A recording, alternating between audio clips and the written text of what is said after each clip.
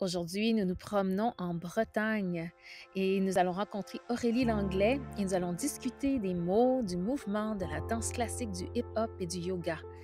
Et je vous invite à trouver le lien entre tout cela. Bon épisode!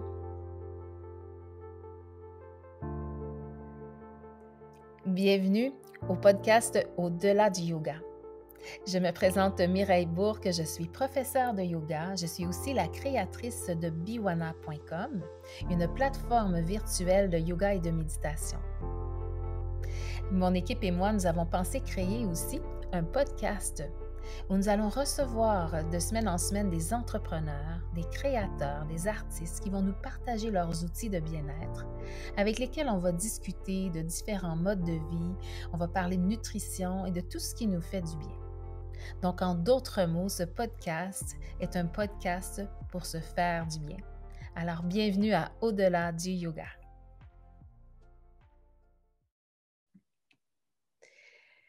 Alors, bienvenue au podcast Au-delà du yoga et aujourd'hui, on se retrouve en Bretagne où je vais rencontrer ma belle amie Aurélie Langlais et on va jaser ensemble de tout ce qui nous inspire, qui nous rend vivantes et toutes nos passions en fait.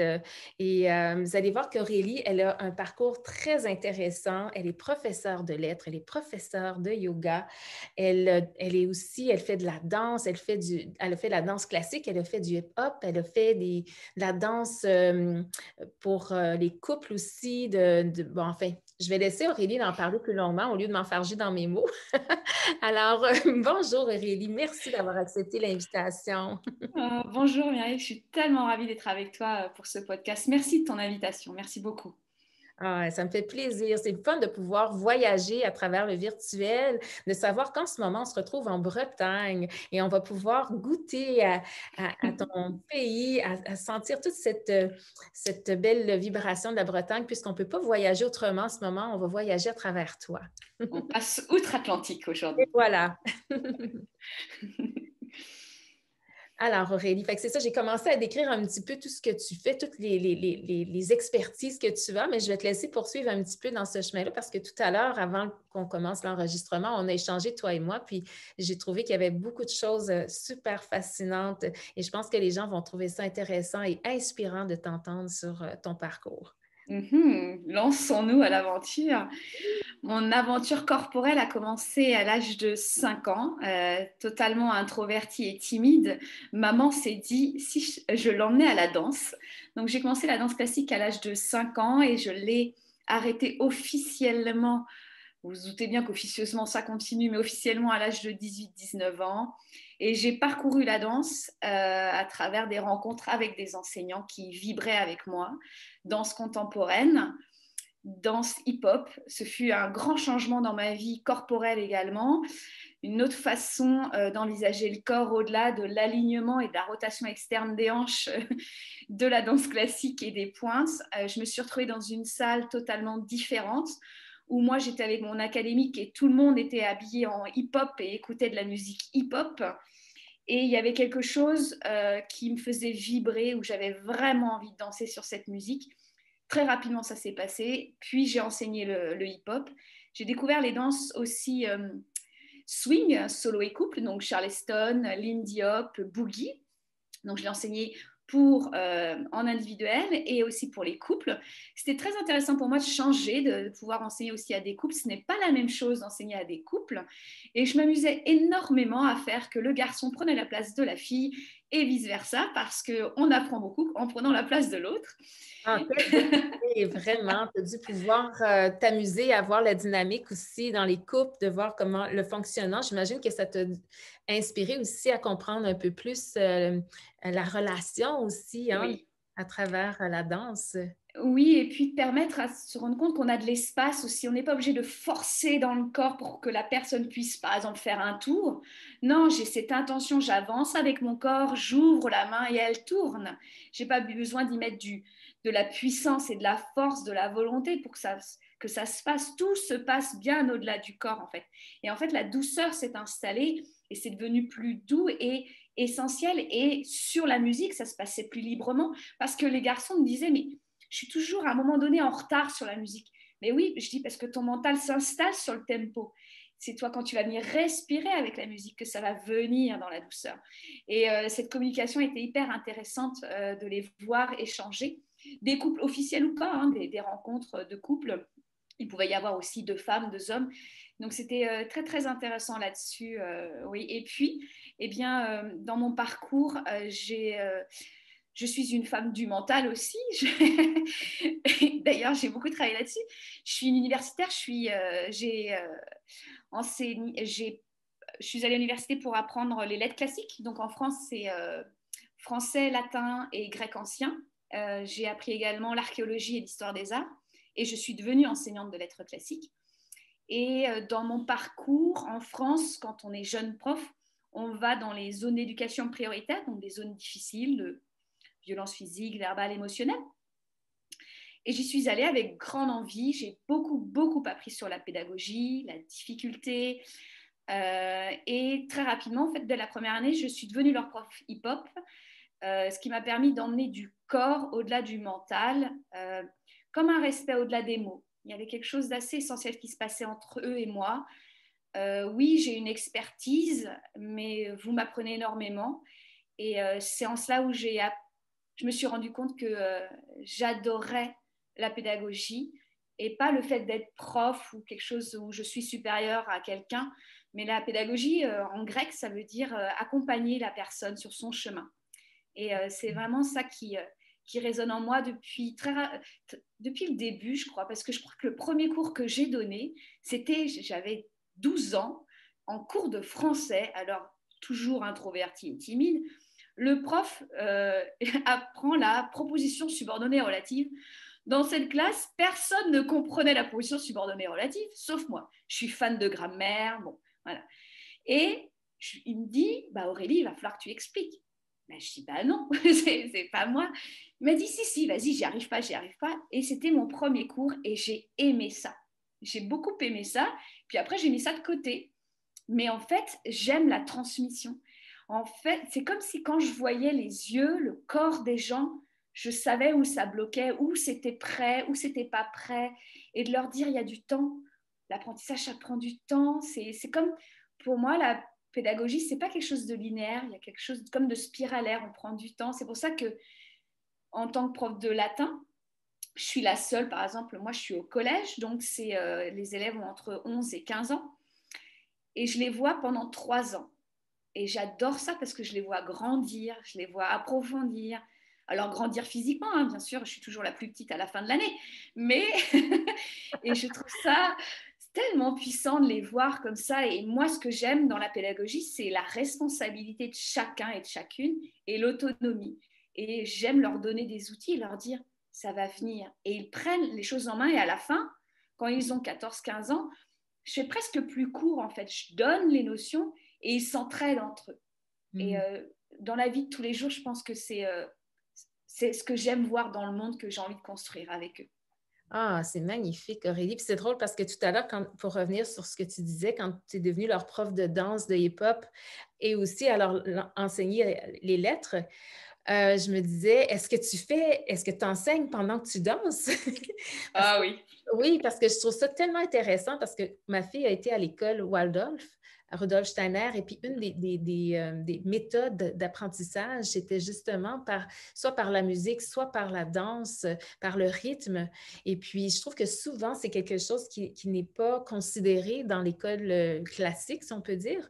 Et je trouve que pour moi, en tout cas, moi, c'est ma façon d'apprendre, c'est de le bouger dans le corps et pour vraiment entrer dans l'intégration. Et en même temps, il y a comme tout un côté très, justement, tu sais, quand on dit la difficulté de concentration puis d'attention, mais il me semble que quand on s'en va dans le mouvement, quelque part, on vient de régler la problématique parce que là, on est en train de le bouger, on est en train de le vivre.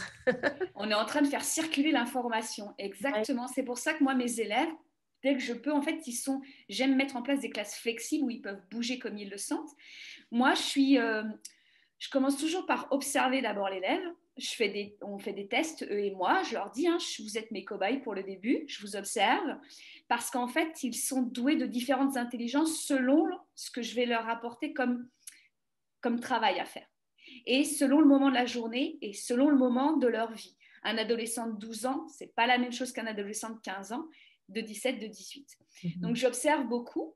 Et il y en a qui ont besoin de bouger et d'autres qui ont besoin de calme. Il y en a qui ont besoin d'être tournés vers le mur. Il y en a qui ont besoin de silence. Il y en a qui ont besoin du regard de l'enseignant. Il y en a qui ont besoin de copier, copier, copier. Donc, je fournis tout le matériel. Mais en parlant de mouvement, moi, par exemple, je peux enseigner la grammaire avec le corps. C'est-à-dire que mon corps peut être une surface où on apprend. C'est-à-dire qu'ils sont très visuels, hein, les adolescents de nos jours. Et ils s'en souviennent. 3 ans après, ils se souviennent comment j'ai appris les expansions du nom en faisant la pieuvre. Je n'ai pas peur du ridicule, mais ils s'en souviennent. Où on a respiré avec. On fait circuler les mots dans notre corps, par exemple. Parce que les mots peuvent être très compliqués. En tout cas, on pense qu'ils le sont. Donc moi, j'aime bien revenir à l'étymologie. Comme ça, on enlève toutes les connotations des siècles qui nous ont ramené comme quoi c'était bien ou c'était mal. Et on va faire vibrer le mot à l'intérieur de nous. J'aime beaucoup la physique quantique. Donc, on applique sans que je leur dis, hein, c'est ça qu'on est en train de faire, mais sans expliquer. Et par exemple, j'aime me connecter à l'énergie de ma classe. Donc, déjà, sans les élèves, je rentre. Pareil en cours de yoga, je me connecte d'abord à ce qui se passe, à la salle et à moi. Et après, je mets une musique selon l'énergie que j'ai ressentie. Et après, je les accueille. Et au fur et à mesure de l'heure, souvent on les a 50 minutes, 55 minutes, la musique, elle change. Parce que je sens qu'il y a quelque chose d'autre qui se passe. Et je fais la transition pour le cours d'après. C'est toujours important, on est en équipe. Et par exemple, après le cours de latin, ils ont un cours de maths. Je sens qu'ils se tendent. On s'installe dans cette transition. Je pense que c'est essentiel. Ouais. Wow! Écoute, ces élèves-là sont vraiment choyés de t'avoir dans leur vie. Moi, j'aurais adoré que tu sois mon professeur, mais aussi celle de ma fille, parce que je trouve que c'est riche, c'est très, très riche de pouvoir le faire de cette façon-là, d'être à cette écoute-là. Et je suis certaine que tu dois avoir plein de témoignages des jeunes. Puis je trouve ça intéressant ce que tu disais tout à l'heure par rapport à l'adolescent de 12 ans, la différence avec 15-16 ans. Puis dernièrement, j'ai fait cette réflexion-là. Je me disais, il y a comme 2 phases dans l'adolescence. C'est le passage de l'enfant vers l'adolescent. Et puis ensuite, c'est de l'adolescent vers l'adulte. Comme là, ma fille, elle a 17 ans, donc elle est vraiment pleinement dans son passage d'adulte. Et puis, je me souviens que mon discours au départ était avec elle. Bien, écoute, moi, c'est la première fois que je suis une maman d'adolescente. Je ne sais pas trop comment m'y prendre. Toi, c'est la première fois que tu es une adolescente. Alors, tenons-nous la main. Essayons de communiquer parce que certainement qu'il y a des moments où je vais vouloir que tu sois une petite fille. Puis, il y a d'autres tantôt, je vais vouloir vraiment que tu sois l'adolescente. Et si toi, pendant que je veux que tu sois l'adolescente, tu as envie d'être la petite fille, bien, ça se peut qu'on ait des petits malentendus ou enfin, des petites frictions. Et là, c'est là que j'ai réalisé que maintenant, mon discours envers elle, c'est j'ai vraiment envie de laisser la femme prendre la place. Et je sens que je dois tout doucement vraiment me retirer et la rendre encore plus dans son autonomie. Fait que finalement, je suis juste là comme pour la soutenir, mais je sais que mon travail est déjà fait. Là. Tout ce qu'elle avait besoin est déjà là. Tu sais. Fait que je trouve ça intéressant que tu puisses le reconnaître parce que c'est vraiment des passages qui sont importants. Oui. Puis je trouve que souvent, les adolescents sont étiquetés. Ah, les adolescents, Oui.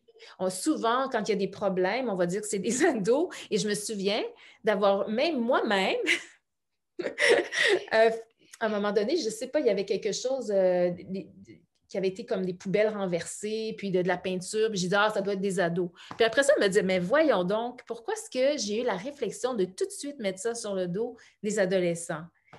Tu sais, alors qu'on ne le sait pas finalement. Qui a fait ça? Je ne le sais pas. Tu sais, alors, et j'ai trouvé ça intéressant de me dire, mais c'est notre réflexe collectivement, je pense, d'avoir de souvent leur prêter des mauvaises intentions.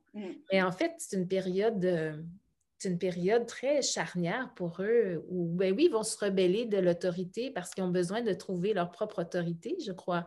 Enfin, je ne Oui, sais pas qu'est-ce que tu en penses. exactement. Parce que, alors déjà, adolescent en latin, on dit adolescens, et c'est au participe présent. Ça veut dire celui qui devient adulte. Donc, c'est un cheminement, c'est un processus. Et ce que je leur dis souvent, eh bien, on a relevé la même chose que tu relèves, c'est une stigmatisation, c'est-à-dire comme si c'était un stigmate d'être un adolescent. Et moi, j'enlève cette étiquette et je dis qu'on pourrait la mettre sur chacun d'entre nous, parce que nous tous, nous avons des passages initiatiques et plus on les vit en conscience, plus ils sont nourrissants, pleins d'enseignements. Et en fait, l'adolescent que je vois face à moi est révélateur de mes passages à moi aussi. Je suis une femme en construction, un être vivant, et là aussi, moi, j'apprends des choses. Et je trouve que ce que tu disais du parent que tu deviens, c'est ça en fait. Et je dirais même, ce que je ressens en t'écoutant, c'est que la jeune femme qui est face à toi, de 17 ans, elle se révèle grâce à la femme que toi, tu incarnes de plus en plus. Parce que les enfants qui sont autour de nous, les gens qui sont autour de nous, n'écoutent pas les discours, n'écoutent pas les mots. Ils ne voient que l'énergie et les actions. Oui, tout à fait. Merci, Aurélie. Effectivement, je le vois dans le processus que moi, je suis en train de faire, que plus je deviens solide, plus je sens ma fille qui s'assume aussi. Et tu sais, dernièrement, j'ai transformé mes cheveux et puis, bien, c'est elle qui s'en va transformer les siens dans quelques jours avec une couleur mauve. Fait qu'on va être vraiment l'équipe, le duo coloré. Mais je trouve ça fantastique de voir que finalement, c'est ça, la cohérence entre, tu sais, finalement, oui, on peut dire plein de choses, mais si on ne les incarne pas véritablement, ça ne veut absolument rien dire. Et d'ailleurs, ça, c'est quelque chose qui me rend tellement... si vous voulez me voir devenir en colère, là, c'est ça. C'est quand on dit des choses puis qu'on ne le fait pas. Quand on me dit, oui, je le sais, oui, mais je ne veux pas entendre que tu le sais. Montre-moi que tu le sais. Parce que moi, tu peux me le répéter 50 fois que tu le sais, ça ne vaut absolument rien tant et si longtemps qu'il n'y a pas une action concrète qui me montre que véritablement tu le sais. Sinon, ça reste quelque chose de très mental. Ouais. Oui, parce que je trouve que, tu vois, en Europe, le mental a beaucoup pris place. Donc, la parole a pris le devant sur l'acte. Et l'action a perdu son essentiel sacré. Par exemple, les antiques n'avaient pas à signer des contrats pour dire je te vends ta maison. Je serre la main, ma parole est d'or, ma parole est sacrée. Je ne vais pas revenir, c'est l'honneur, c'est mes valeurs, c'est comme ça. Et maintenant, on parle, c'est très vata, hein, on a un monde vata où on se disperse dans le mental, mais je trouve que c'est comme si je ressentais à l'intérieur, tu me diras ce que tu en penses, mais que on revient à l'essentiel. On nous appelle à l'intérieur de nous pour voir où est notre sacré. Parce que plus nous nous ancrons dans notre sacré, notre essentiel, plus on va incarner ce qui fait de nous des êtres vivants et pas des êtres parlants. Ouais. Ou alors quand je dis quelque chose, je sais ce que je dis. Mm-hmm. Oui, oui, l'image que je vois, c'est comme notre corps physique comme étant le véhicule. Et puis, quand tu parlais, on est dans un air vata, donc c'est plein d'air. Et puis, comme c'est très aéré, ben ça rebondit à gauche et à droite selon tout ce qui se passe autour de soi. Mais que plus on devient incarné, mais plus on est solide et plus on habite, on rend vivant, en fait, ce qu'on a intégré, ce qu'on a conscientisé, ce que l'on porte finalement, mais d'une façon très consciente, on devient vraiment cette expression. Et ça, je trouve ça puissant. Puis effectivement, je suis d'accord avec toi là-dessus qu'on est appelé à ça. Et c'est pourquoi c'est déstabilisant parce qu'on a tellement valorisé l'action de faire, mais comment dire, dans une dynamique de mécanisme, alors que là, et c'est là que je comprends, d'être pour ensuite le faire vient de l'être et non faire pour être. Exactement, on inverse, tu vois, je trouvais on inverse les verbes. Avant, c'était faire, avoir et être, mais maintenant, être, avoir et faire. Oui. Tu vois, ouais. Nous, en français, être et avoir, ce sont des auxiliaires, ça veut dire comme des aides, tu vois, c'est comme des béquilles. Et comme je dis à mes élèves, non, c'est purement des verbes. C'est on est d'abord. Et c'est pas facile, hein. C'est parce que ça nous demande d'aller voir à l'intérieur. Mais c'est là que ça se passe, c'est là qu'on reçoit nos messages d'âme, c'est là où ça se passe, et puis on se dit, ah, ça me bouscule, ouais, vas-y, va dans cette bousculade, et c'est bon, je t'accompagne, je t'aide, parce que moi aussi, ça m'arrive peut-être dans 2 semaines, j'y suis, et on y va ensemble, quoi, et ça nous emmène dans une humanité solidaire, d'entraide. Ouais. Oui, puis en même temps, moi, ce que je trouve de rassurant, autant que ça peut être bousculant, mais en même temps, c'est à l'intérieur de toi, c'est chez toi. Oui, c'est Alors, à vrai. partir du moment où tu es chez toi, ben, il y a quand même, tu as un pouvoir. Alors que quand tu crois que ça se passe à l'extérieur de toi, mais c'est ça qui est encore plus troublant parce que tu dis, mais si j'attends qu'à l'extérieur de moi, ça se règle pour que je me sente bien, on est vraiment les deux mains liées dans le dos, on a zéro pouvoir. Mais donc, c'est comme un paradoxe, mais moi, je sens quand même que c'est beaucoup plus rassurant d'entrer à l'intérieur. Puis, OK, en fait, maintenant, OK, c'est très inconfortable par moment, mais comme nous dirait si bien Marie, notre coach, on s'assoit avec notre ceinture de sécurité, puis on y va, tu sais, puis de savoir que aussi de s'entourer, moi, souvent, je vais le dire dans mes cours, tu sais, d'avoir notre boîte à outils, donc d'avoir une multitude d'outils pour nous aider dans ces passages-là, que ce soit d'être entouré de gens avec qui on se sent qu'on peut être véritablement soutenu, ou encore ça peut être des lectures, ça peut être une musique, ça peut être un mouvement de danse, une méditation, un mantra, peu importe, mais d'avoir une belle boîte d'outils bien garnie, je pense que c'est comme essentiel en ce moment de préparer, d'avoir ça à portée de la main pour ces moments d'initiation ou de passage ou d'inconfort, enfin, le nom qu'on a envie d'y donner selon ce qui est là. Oui, et puis il n'y a plus d'attente de l'extérieur. J'attends plus de l'aide de l'extérieur. Je ne suis pas passif, je suis actif en fait de mon processus d'incarnation. Ouais, ouais, Et que j'ai 5 ans ou 60 ans, quoi. ouais. Ah, c'est beau. Merci Aurélie, tellement. C'est riche, riche, riche comme conversation, comme échange qu'on fait ensemble, vraiment. Je Oui, pense que nos auditeurs vont se sentir certainement interpellés, inspirés. En tout cas, on sème nos petites graines. c'est Puis j'aime ça. beaucoup le mot semer parce que quand on dit on sème, on pourrait entendre aussi d'aimer. S'-A-I-M-E. Oui, le langage d'oiseau. Oui. Exactement. Oui, moi j'aime beaucoup jouer avec les mots et c'est pour ça que je trouve ça intéressant que tu es professeur de lettres parce que mon père était professeur de français et le français c'était une de mes matières préférées. Aujourd'hui, j'en ai reperdu beaucoup au niveau de mes connaissances, mais quand même, je pense que dans l'ensemble, dans mon écriture, c'est quand même assez bien. Euh, mais je suis fascinée par le choix des mots. Je trouve qu'il y a quelque chose de très intéressant dans les mots qu'on va choisir, dans la résonance, la fréquence du mot. Mais il y a aussi toute la mémoire en lien avec le mot selon notre expérience. En fait, c'est fascinant de voir tout ce qu'on peut trouver autour de ça, là, mais je ne sais pas si parfois tu y vas aussi dans cette direction-là quand tu... Oui, Oui, hein? oui, c'est il y a la manière dont on parle de soi, déjà, je trouve, les mots qu'on utilise quand on parle de soi. Et je trouve qu'il est vraiment intéressant d'aller voir ce que je dis de moi parce que c'est la vibration que j'envoie à mon corps et à mon énergie. Et Mhm. est-ce qu'on aurait envie de se faire autant de mal quand on dit j'entends, je suis nulle, j'y arriverai pas, je laisse tomber? Est-ce qu'à notre meilleur ami, à l'homme que l'on aime, on lui dirait cela? Je ne pense pas. Donc, s'aimer à tel point qu'on veut poser des mots d'amour, des mots d'encouragement, des mots de foi. Il y a ça qui est intéressant et il y a les mots qui vont au-delà du temps, tu vois.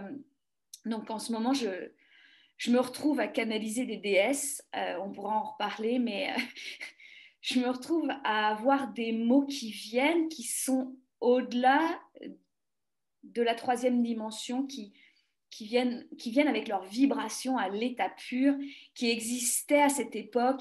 En plus, j'ai la chance de pouvoir aller voir en sanskrit, en latin, en grec, en égyptien, tout ça. Enfin, pour moi, j'aime bien, j'adore, je veux dire. Et puis, de les voir qui arrivent comme ça, et puis, ouais, ils arrivent avec toute leur histoire, toute cette vibration, et je sais qu'ils se posent là, et qui vont aller vibrer pour telle et telle personne selon un champ vibratoire. Et qu'on vient à ce moment-là recevoir cette guérison, cette vibration, et je la laisse. Et je veux revenir sur cette canalisation, ça va guérir autre chose, transformer autre chose. Il y a ce côté quantique dans le mot qui est hyper intéressant. Je trouve ça intéressant que tu me partages ça parce que dernièrement, ben moi, ça fait un petit moment que j'avais ces intuitions-là, mais j'ai jamais osé, tu sais, d'aller dans ces sons. Mais je vais beaucoup dans le mouvement avec ma main, sans encore une fois, je n'étais pas consciente de tout ça, mais maintenant, je me laisse aller plus dans ça. Donc, quand je canalise dans le yoga nidra, je laisse aller mes bras parce que je suis très mais au niveau des sons, j'ai une de mes amies qui, elle, le fait. Elle ose le faire.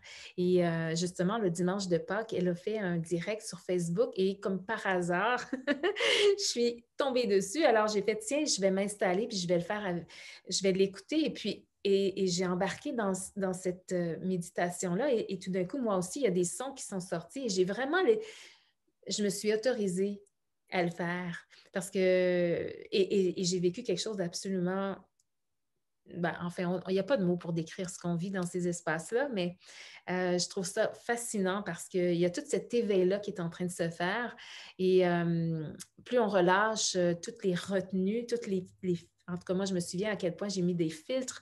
Quand j'ai commencé à enseigner le yoga, il y a plein de mots que je n'osais pas dire, plein de choses. Ah non, je ne peux pas aller là, je vais trop être dérangeante. Mais aujourd'hui, c'est comme si, OK, on ouvre, let's go, on y va. Et puis, on ose. Et plus on ose, plus on est surprise de voir la réaction que finalement, ah ben tiens, les gens Exactement. sont heureux de l'entendre, ils sont prêts à le recevoir et ça fait un gros wow. Et je ne sais pas pour toi, mais moi, mon cœur, il chante, il est content, il est heureux, il est comme wow. C'est intéressant ce que tu dis sur le dimanche de Pâques. Je ne savais pas que j'allais faire un live dans mon groupe privé, mais je ressens l'appel, je dis je serai en live dimanche soir et il y a une méditation. Donc, ça fait depuis quelques temps que je laisse passer le son aussi. Moi, c'était guérison par les mains et puis je laissais le son de côté et en fait, c'est quelque chose de beaucoup plus fort qui passe. Donc, comme un langage de lumière qui passe.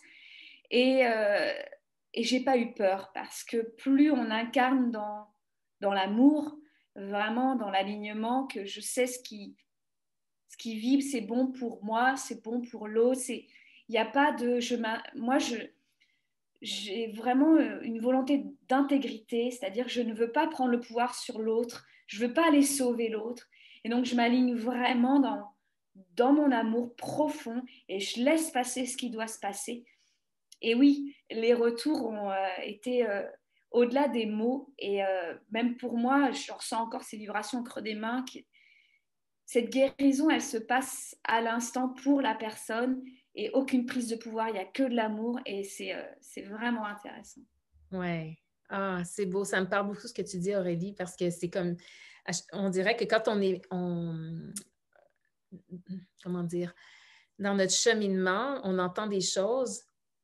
Et à un moment donné, c'est comme si on reçoit d'une autre façon. Et puis si ça se passe tellement rapidement, mais tu sais, c'est comme je reçois, puis ça fait c'est comme s'il y a des petits codes ou je ne sais pas trop comment le nommer, mais qui s'installent et je le sens, ça fait comme des tic tic, c'est comme s'il y a plein de petits, comme si je venais de brancher des fils qui s'étaient déconnectés. C'est un peu cette sensation-là, tu sais, pour mettre une image dans ce qu'on entend, dans ce qu'on voit, comme il y a quelque chose, dans ce qu'on ressent, c'est ça, c'est comme des reconnexions à des choses qu'on s'était, en tout cas que moi, je m'étais vraiment, j'avais décidé de ne pas aller là pendant tellement longtemps, puis aujourd'hui, c'est comme, oh, ben là, je refais toutes ces connexions-là et puis ça m'enchante. Je suis très fascinée et en même temps enthousiasme, puis là, ben, j'ai juste envie que les gens puissent aussi goûter à ça parce que c'est tellement fabuleux. On se sent tellement dans un espace, encore une fois, comment trouver le mot? Il y a quelque chose de plus grand, en tout cas, Oui, que un soi. comme un champ d'expansion. Oui. Ouais, c'est en fait ce qu'on est on est en train de se rencoder. Tu vois, il y a quelque chose qui est toi et moi, nous tous, ça se réencode mutuellement. Moi, je suis en train de guérir, encoder quelque chose. Eh bien, toi et moi, on se connecte et ça va au-delà de notre connexion avec les mots. Et c'est pour ça que c'est quand on est avec des gens, on fait je suis bien avec toi, il y a quelque chose où je me sens bien, j'ai le cœur qui vibre, ça vibre dans ma colonne vertébrale, j'ai le sourire. Tu vois, je t'ai quitté, mais je te sens encore. C'est ça qui est en train de se passer. Ouais. Ah, super. Hey, merci Aurélie. Écoute, pour terminer, j'avais envie, pour faire un lien avec, on a parlé des lettres, des mots et tout ça. Alors, si tu avais un mot, et là, je vais te donner un défi. Si tu avais un mot à choisir pour 2021, quel serait ce mot?